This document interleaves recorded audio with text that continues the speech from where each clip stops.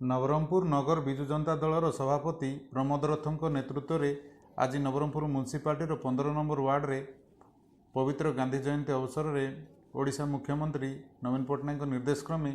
Corona सचेतनता सभा तथा mask और सानिटाइजर बंटन कार्यक्रम शुभारंभ करछंती। एही कार्यक्रम रे कोरापुट जोन युव सभापति त्रापस त्रिपाठी, राज्य छात्र जनता दलर कार्यकारी सभापति दिलु पंडा, वरिष्ठ नेता रवि पट्टनायक, सच्चिदानंद स्वाई, आशीष रंजन पट्टनायक, संजय नायक,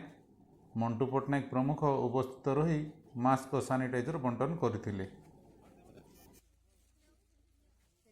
माने आज 2 तारिख रो आइबा मास 2 तारिख एटा मासे चलिबो। एटा प्रथम रो म्युनिसिपालिटी 15 नंबर वार्ड रो आरंभ होला।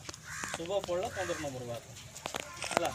मास जाको मास्क बंदाब सैनिटाइजर या लोक बुझे बुझे करा।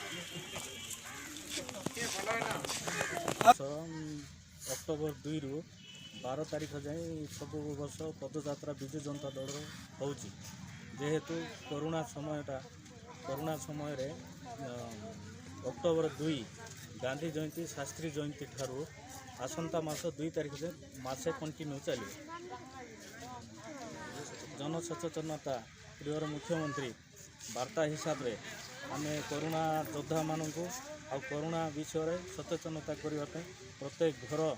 स्लिम एरिया सब एरिया बुलिक लोक सचेतनता करा सैनिटाइजर दूरता मेंटेन करवा अतीत दरकार पड़े रास्ता को बाहरतु ना खाइला समय साबुन हाथ धोकर खातु बोली सचेतनता कर प्रयास यहाँ हूँ म्युनिसिपालिटी 15 नंबर वार्ड रु शुभारंभ आज है आसंता मास 2 तारिख जाए यहाँ चलो। श्रीजुक्त नवीन पट्टनायक महोदय समस्त दलीय कार्यकर्ता मानू विधायक मानू सांसद मानू निर्देश देते जो पवित्र गांधी जयंती अवसर में प्रत्येक सहर प्रत्येक गाँ प्रत्येक साही को जाइकी लोक कोरोना विरुद्ध रे लड़ाई करने सचेतन करने से निर्देश देते बोली से आमको निर्देश भी देते यथा संभव मास्क सैनिटाइजर आम द्वारा जहाँ हम डिस्ट्रीब्यूट करूँ एवं लोकों को मध्य तार उपकारिता एवं व्यवहार संबंध में सचेतन करें से बोली आज ये अवसर में कोरापुट जोन विजु जनता दल तरफ विजु युव जनता दल तरफ कोरापुट जोन विजु युव जनता दल तरफ आज गोटे छोटिया प्रयास आम आरंभ करूँ। नवरंगपुर जिलार बांगापाली नवरंगपुर ब्लॉक बांगापाली ग्रामर गोटे आम प्रयास आरंभ कलु। सेठी आमको विजु जनता दल वरिष्ठ नेता माने रवि पट्टनायक, मंटू पट्टनायक, सच्चिदानंद स्वाई एवं नगर सभापति प्रमोद रथ एवं राज्य विजु छात्र जनता दल कार्यकारी सभापति दिलु पंडा एवं बहुत युवक एवं छात्र भाई माने आमको ये कार्य सहयोग करिसंती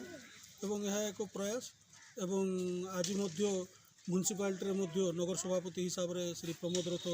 ये कार्यक्रम टी आयोजन कर